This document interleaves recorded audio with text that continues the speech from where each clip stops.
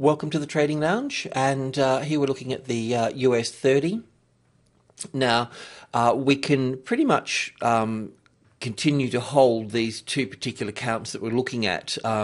Both of them are bearish. One of them is an ABC, which is a corrective pattern, and we need that to play out. The other one is down for what is an impulse wave, down for 1, back for 2, down for 3, down up for 4, down for 5. And if we do get those 5 waves down, then we're going to get an ABC correction rally and then another 5 down. So that will take us a long way down. So look, we'll just there's reasonable cases for both counts.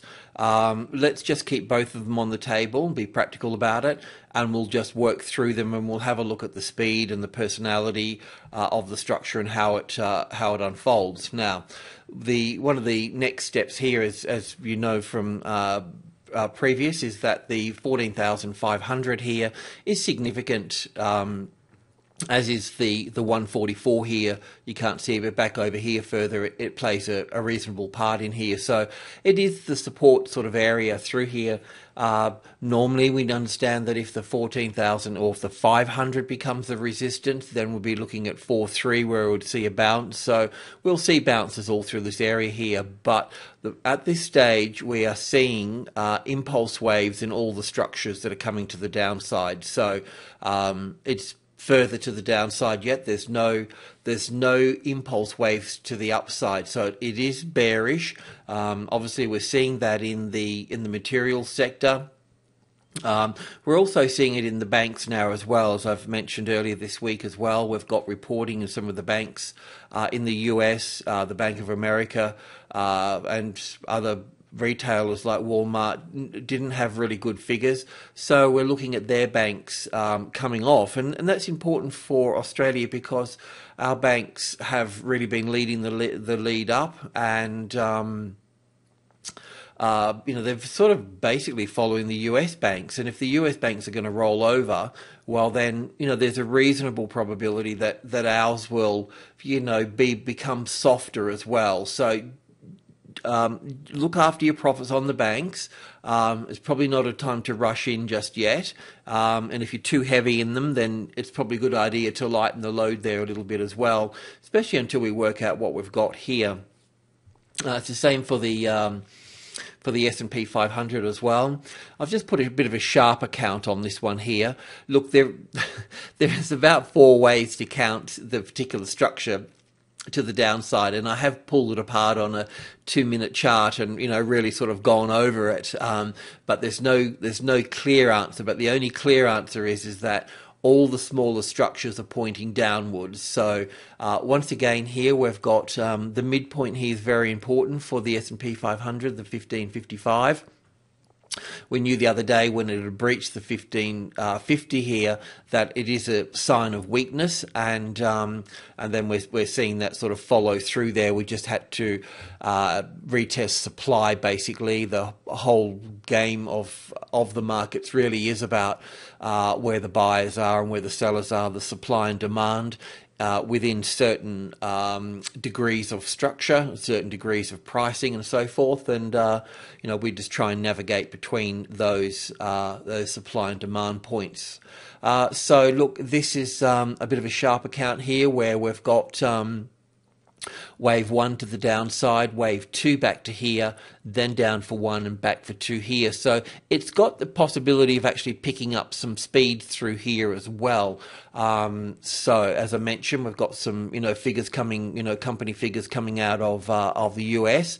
So we've got the Bank of America and we've got Walmart, two sort of pivot points within the community. So if they're soft, we kind of expect the rest of it to be soft as well. So definitely look to the short side there.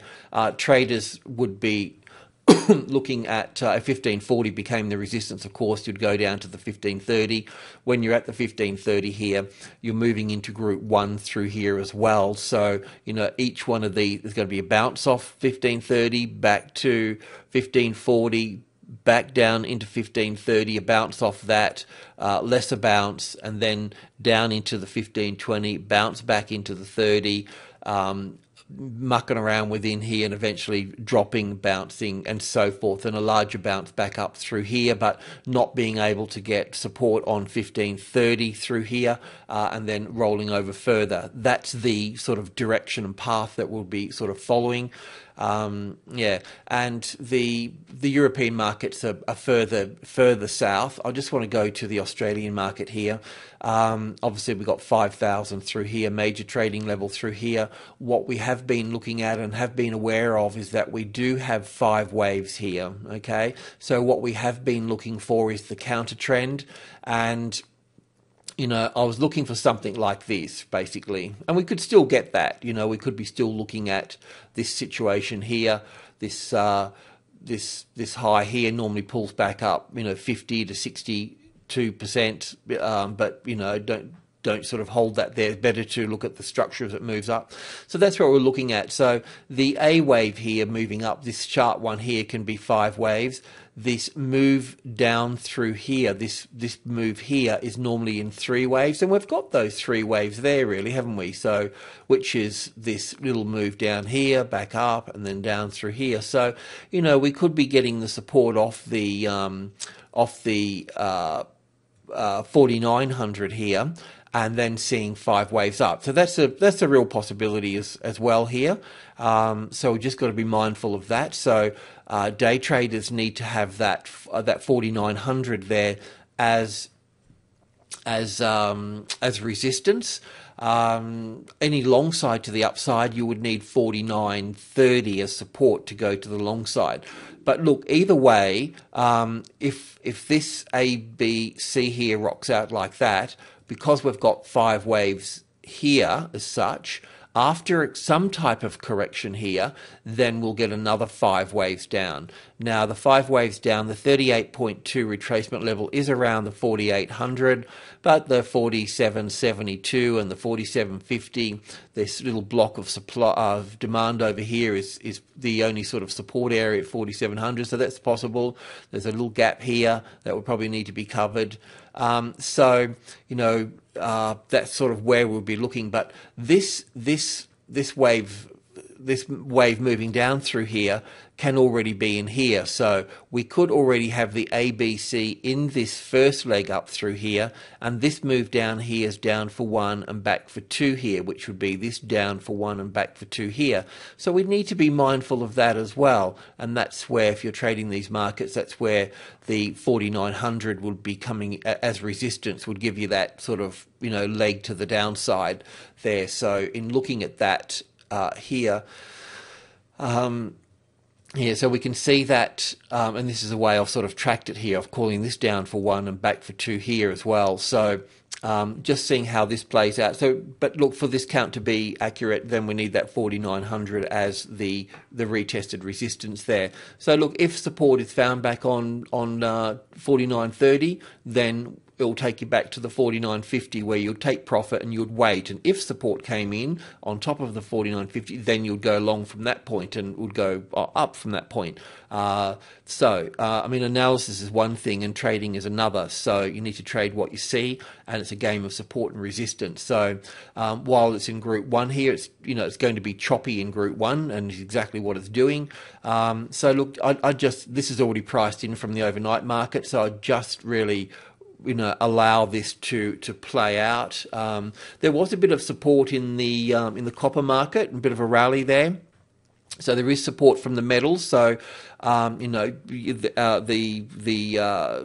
sector, the material sector, will be weaker, and some of the stocks will be up as well in terms of from short covering or bit of profit taking and all those sort of same thing really. So be careful about shorting the material sector from to today, so to speak. So once we've got that 4900 as a retested resistance, then we can work that from there. But so right, let's have a look at the commodities.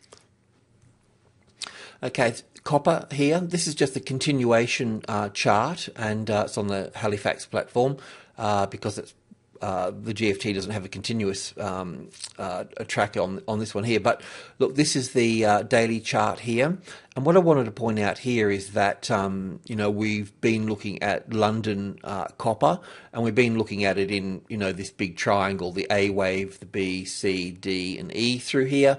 And we've been watching that finish, and we're watching it sort of unfold through here at the moment as such. So I just wanted to, show you the bigger picture here as well, just to let you know where we are, because obviously this is going to affect the BHPs of the world and the Rios and the AGOs and so forth. So look, what we're looking at here is we've got a little 5-wave sequence down through here for wave 1, and then we've got a little ABC back for 2 here, and then we've got we've got the next, that's of that degree wave 2, and wave 3 would be down here, okay, that 3 there.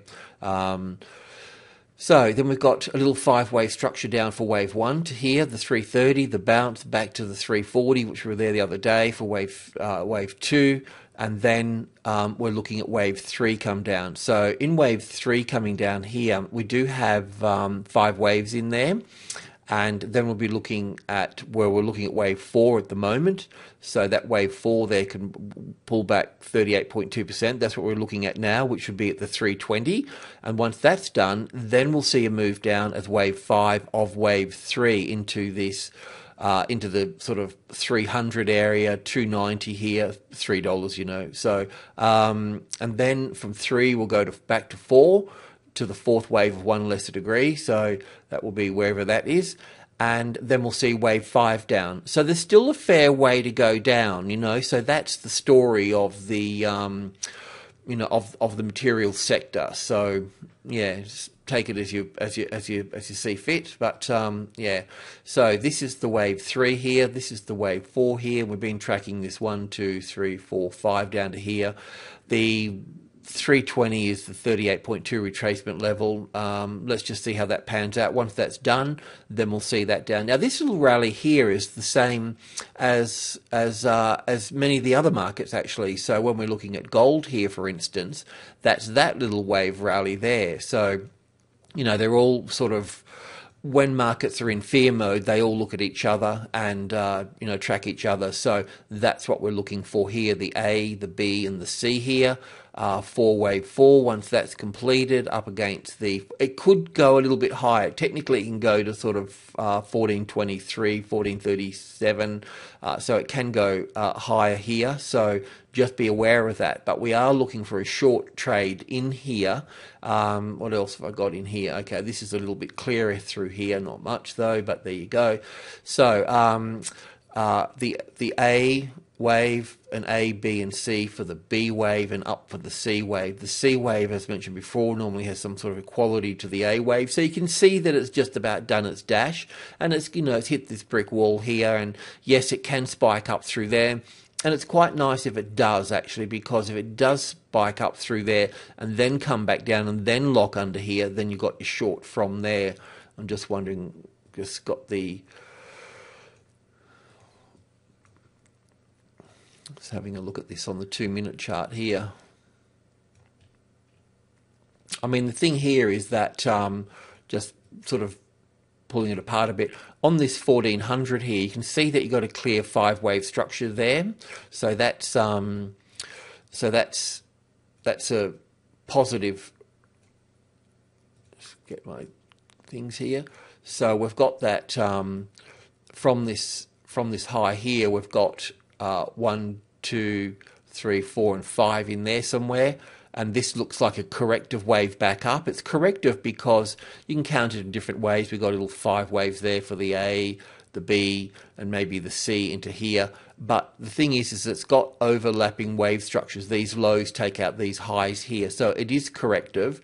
Then we've got this here, looks quite impulsive in 5 waves.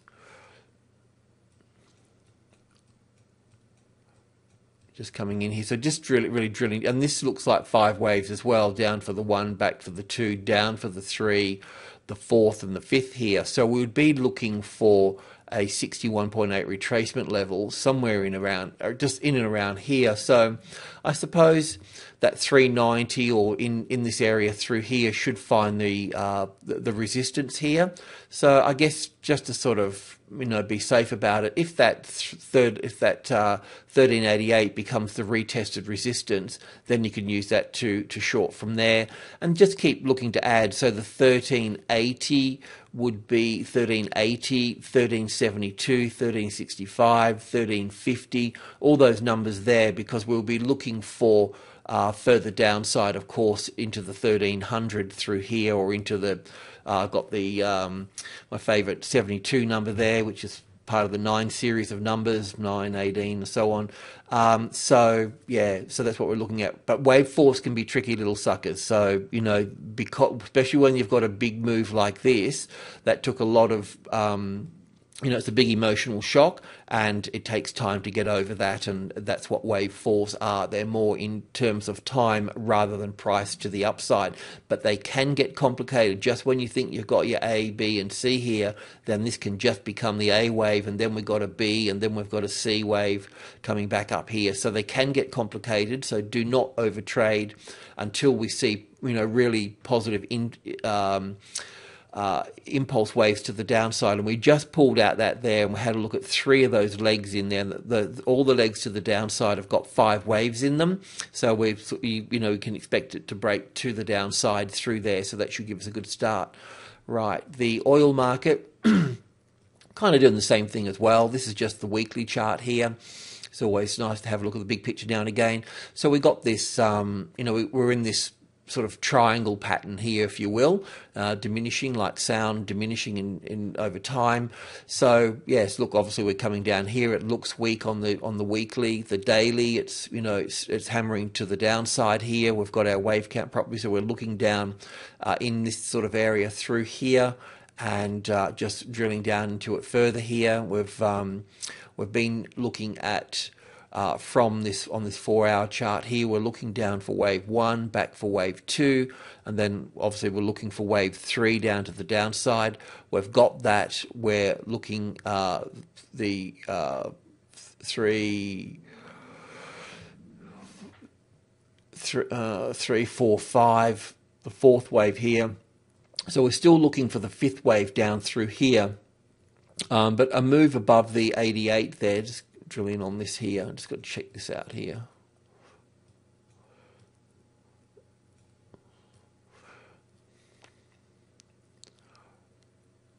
Right, okay.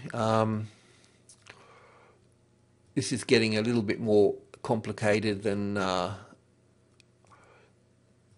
that's what wave force do. It's a little bit sort of annoying, really. But so look, I think that we can pretty much be looking at for this here, we can be looking at a triangle pattern happening here. So it is going to get a little bit more complicated through here. So just be aware of that if you're looking to short the oil side of things. So it'll end up something like that there. So I know it's corrective because this is in 3 waves here. So that means that the rest of this is going to be corrective. It's just going to be a little bit tricky, that's all.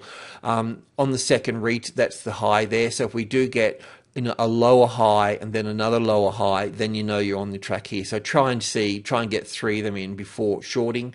And the key figures here, yes, 86 is important, 87 is important, but it is the 86.50, which will be the balance line between the 88 and the 85, which will come in a little bit later through there. Just while we're in the copper here, just wanted to have a look at the Bank of America. So this is a little bit like our banks, really. Our banks have been rallying, and they're still rallying from the last few days. In fact, we've got a little 5-wave structure up through here, but these banks have got 5 waves down here, correct, and then they're moving down here further. So this is Bank of America. So it reported figures last night, not so good. And the other banks, just going to have a look at BHP, US BHP while we're here. You can see that because we've got a rally in the stocks, in the copper and so forth, that little wave 4 there. So it is giving support through here. So there will be a short coming up through here again, but just be careful about today as well on that. I'm just more interested in the banks actually, so just bear with me. JP Morgan's, okay, so pretty sort of following CBA's pattern actually. So because we've got the 5 here, so this can be the A, the B, and the C here. But still, once again, they're weakening here, so they will pull down UBS.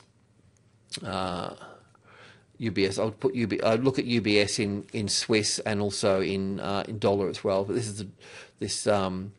is in dollar here. So this little move down here on the weekly here is impulsive, and this move here is corrective. So there is more to come to the downside here, such. So you just need to be careful about our local banks on that.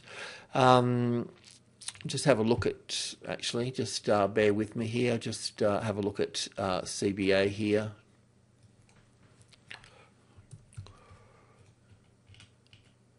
Yeah, right.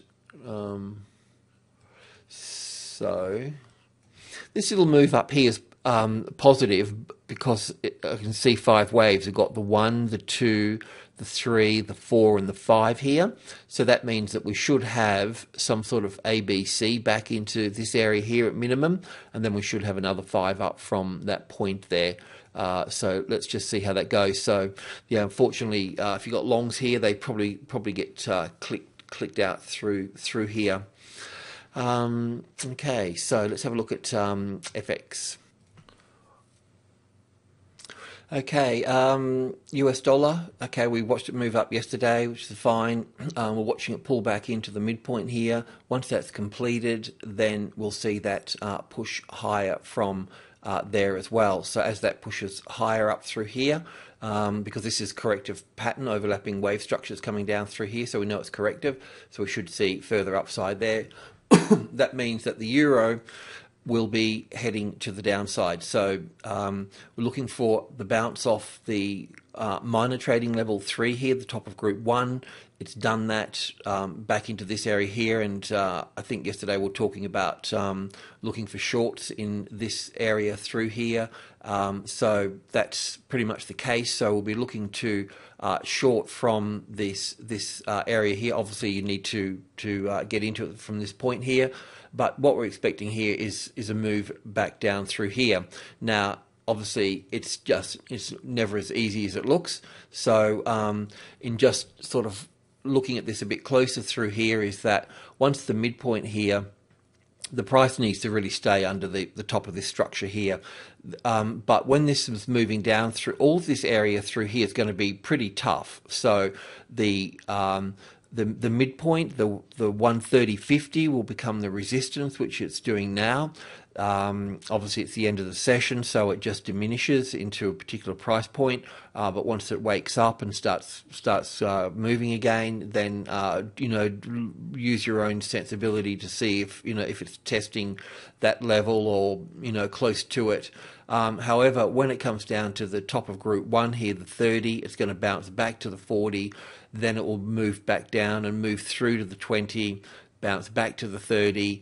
It's going to create a lot of havoc through here, and even when it does get through down to the 30 here, it will bounce back up and test supply, failing to get support on top of the 30 here. It can trade above it, but will probably fail at that point and then roll over again. And as coming down through here, it's going to bounce back into here as well from these levels here.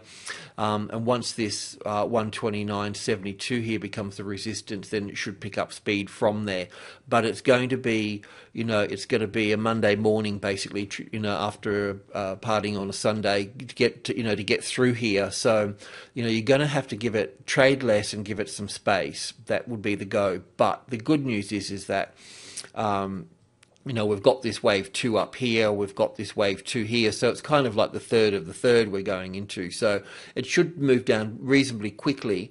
I'm just like to give the hard luck story about trying to get through here, but also keep an eye on the S&P 500 and the US indices as well, because they need to lock under their levels. It would be helpful anyway. So that would mean that the S&P, really locking under that 1550, then 1540. Watch the bounce off the 1530.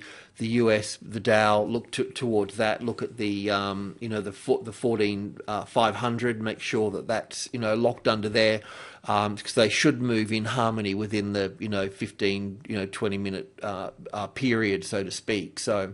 This is probably where the better short trades are going to come from. The Australian dollar can also offer that as well, but there's always a but.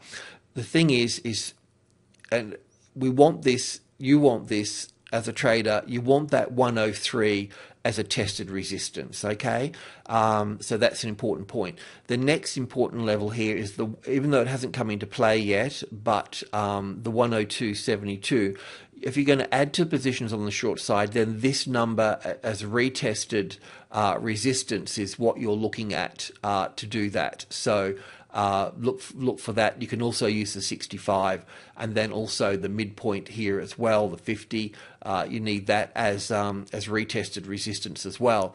The wave count is to the downside, but I'm just sort of cautious about a few things here. We know that this move up here is corrective, okay? So we should see new lows below here.